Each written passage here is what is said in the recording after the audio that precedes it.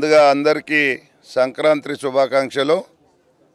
ఈరోజు మర్రిపల్లిలో మాజీ కౌన్సిలర్ లలిత గారు కాంగ్రెస్ పార్టీలో చేరుతున్నందుకు స్వాగతం పలుకుతూ ఆమెతో పాటు వాళ్ళ అబ్బాయి గోవర్ధన్ కానీ గ్రామస్తులు మరి గతంలో గట్టిగా కార్యకర్తలుగా ఉండి పనిచేసి కొన్ని అనివార్య కారణాల వల్ల వీళ్ళను మోసం చేసి ఇక్కడ ఉన్న ఎమ్మెల్యే బిడిజిస్తని చెప్పి ఊరోళ్ళు కూడా ఆ రోజు కొంచెం ప్రెజర్ చేశారు, మనకు బిడిజి వస్తుంది నువ్వు కాంగ్రెస్ పార్టీలో అని.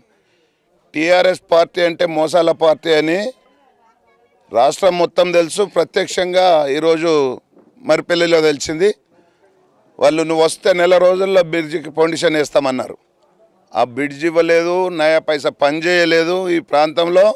కాబట్టి ఈరోజు టీఆర్ఎస్లో ఉన్న ముఖ్యమైన కార్యకర్తలంతా కాంగ్రెస్ పార్టీకి జాయిన్ కావడానికి ముందుకు వస్తున్నందుకు నేను వాళ్ళకు ప్రత్యేకంగా ఆహ్వానం పలుకుతున్నా.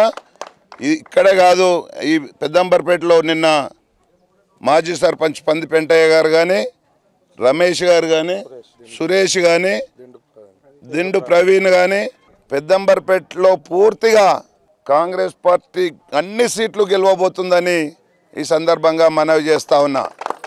అందుకనే ఈరోజు తట్టన్నారంలో కానీ, మరిపల్లిలో కానీ, ఆర్కే నగర్లో కానీ, హిందూ అరణ్యలో కానీ 6 సీట్లు 6 కాంగ్రెస్ పార్టీ గెలవబోతుందని ఈ సందర్భంగా మనవి చేస్తా ఉన్నాం. మరిపల్లి గ్రామ సోదరులకు, నాతో పాటు వచ్చిన కాంగ్రెస్ పార్టీ నాయకులకు అందరికీ మరొక్కసారి సంక్రాంతి శుభాకాంక్షలు తెలియజేసుకుంటూ, వాస్తవంగా అంటే ఆ రోజు గోవర్ధన్ వచ్చి నేను పార్టీలకు పోతే 2-3 నెలల బ్రిడ్జ్ పని స్టార్ట్ చేపిస్తాడు అని నాకు ఇంటికి వచ్చి మరీ చెప్పిపోయాడు.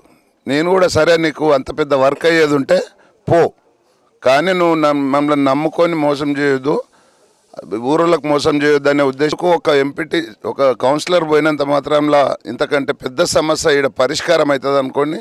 ఆ రోజు నన్ను అడిగితే కూడా నేనేమి ఆయనను ఇబ్బంది పెట్టలే వాస్తవం.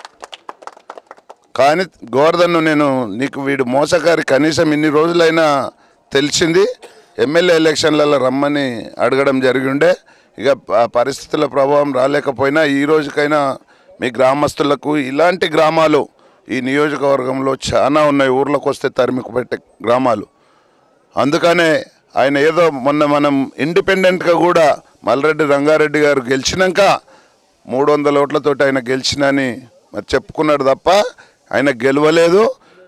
ఆయన ఎట్టి పరిస్థితుల్లో ఇంకా ఏ ఊర్లలో తిరిగే పరిస్థితి లేదు. ఈరోజు పెద్దంబర్పేట మున్సిపాలిటీలో కాంగ్రెస్ జెండా ఎగురబోయబోతున్నామని ఈ సందర్భంగా మనవి చేస్తూ ఉన్నాం. నిన్న మొన్న ఏదో మైండ్ గేమ్ ఆడి ఒకరినో ఇద్దరినో తీసుకుపోతే వీళ్లకు ఆడ ఇబ్బంది జరుగుతుంది అని పెద్దంబర్పేటలో అనుకున్నారు.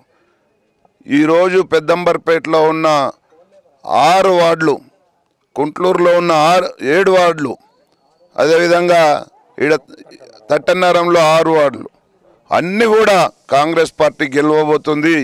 వీళ్ళు మోసాలు చేస్తున్నారు. కేసీఆర్ గారు, కేటీఆర్ గారు, ఇక్కడున్న ఎమ్మెల్యే అందరు మోసాలు చేస్తున్నారని అందరు గ్రహించారు. మొన్ననే ఫస్ట్ టైం మోసపోయారు. ఆ రోజేమో కాంగ్రెస్ పార్టీలో కలుపుతున్నాన్ని మోసం చేశాడు. రెండోసారేమో అందరికీ రైతు బంధులు ఓట్లు వేస్తుంటే రైతు బంధు మెసేజ్లు పంపాడు, పైసలు అయితే పంపలే కానీ మెసేజ్లు పంపాడు. అవన్నీ నమ్మి ఆయన ఓట్లు వేసి ఈరోజు ప్రభుత్వం వచ్చింది అనుకుంటున్నాడు. ఎట్టి పరిస్థితుల్లో ఈ 4 సంవత్సరాలు కూడా ప్రభుత్వం చేసే పరిస్థితిలో టీఆర్ఎస్కు లేదు. ఒక 1.5 ఇయర్ లోపల ఈ టీఆర్ఎస్ ప్రభుత్వం కూడా పడిపోతుంది. మళ్ళీ కాంగ్రెస్ గవర్నమెంట్ వస్తుంది. మన సమస్యలన్నీ పరిష్కరించుకోవడానికి అవకాశాలు ఉంటాయి. ఇక్కడ ఈ ప్రాంతంలో రూపాయి డెవలప్మెంట్ జరగలేదు. అందుకనే నేను చెప్తున్నా, మన పెద్దంబర్పేటలో మొన్న కూడా అంతటా లీడ్ వచ్చింది, కానీ ఒక్కకంటే కొంచెం మైనస్ అయ్యి మరి అక్కడికి కూడా వాళ్ళు ట్యాంపరింగ్ చేసి మోసం చేసి గెలిచారు. కాబట్టి వాళ్ళకి ఏ ఊర్లో తిరిగే ముఖం లేదని ఈ సందర్భంగా మనవి చేస్తున్నా.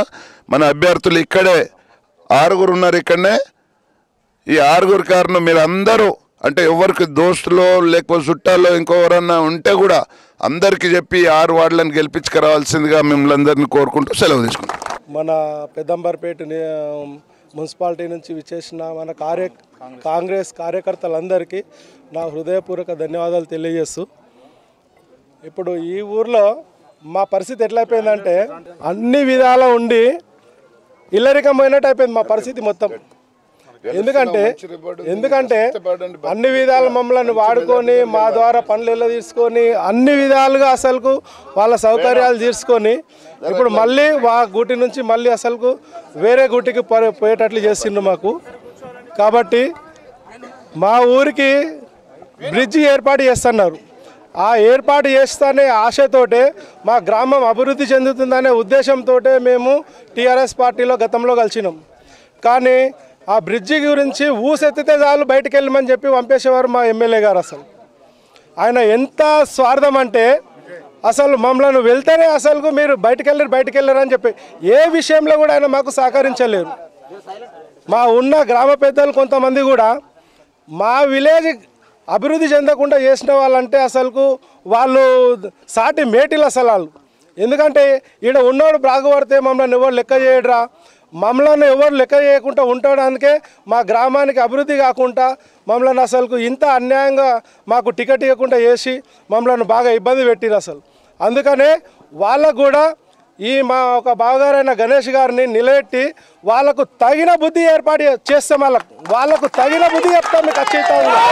మేము ఖచ్చితంగా ఈ సీటు గెలిపి చూపిస్తాము. ఈ సీటే కాదు, తట్టనగరంలో ఉన్న ప్రతి ఒక్క కాంగ్రెస్ అభ్యర్థిని గెలిపించడానికి కూడా మేము ప్రయత్నం చేస్తాము. అది ఏమైనా సరే, ఎన్ని పైసలు ఖర్చు అయినా సరే మేము మాత్రం ఖచ్చితంగా మాత్రం ఈ ఏరియాలో ఉన్న టీఆర్ఎస్ పార్టీని మాత్రం ఖచ్చితంగా ఓడగొడతాం, అన్నిట్లలో ఓడతాం. అందుకని మీరు అందరూ సహకరించి మనమందరం ఈ బ్రిడ్జ్ గురించి కూడా మేము చాలా సందర్భంలో ఎమ్మెల్యే గారి దగ్గరికి వెళ్తే కూడా అసలు మీ ఊరికి బ్రిడ్జి ఏమంటే కూడా అసలు వాళ్ళు మాకు సహకరించలేదు.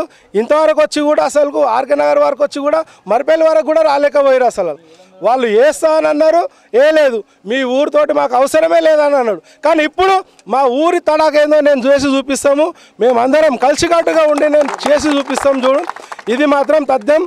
ఇక్కడ ఉన్న టీఆర్ఎస్ పార్టీ అభ్యర్థిని మాత్రం ఖచ్చితంగా ఓడగొడతాం. అది 100% ఈ అవకాశాన్ని ఇచ్చిన పెద్దలకు ధన్యవాదాలు తెలియజేసుకుంటున్నాను. జై కాంగ్రెస్!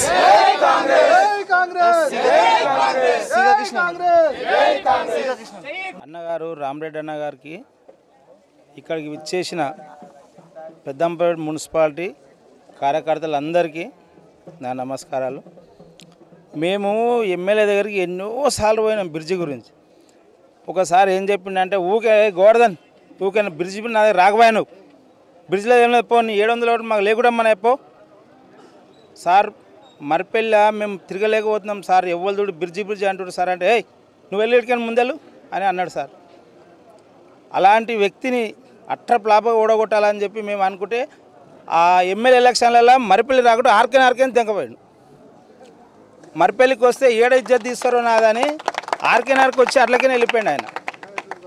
మళ్ళీ ఈసారి మళ్ళీ ఏం ముఖం పెట్టుకొని వస్తాడో ఏమో.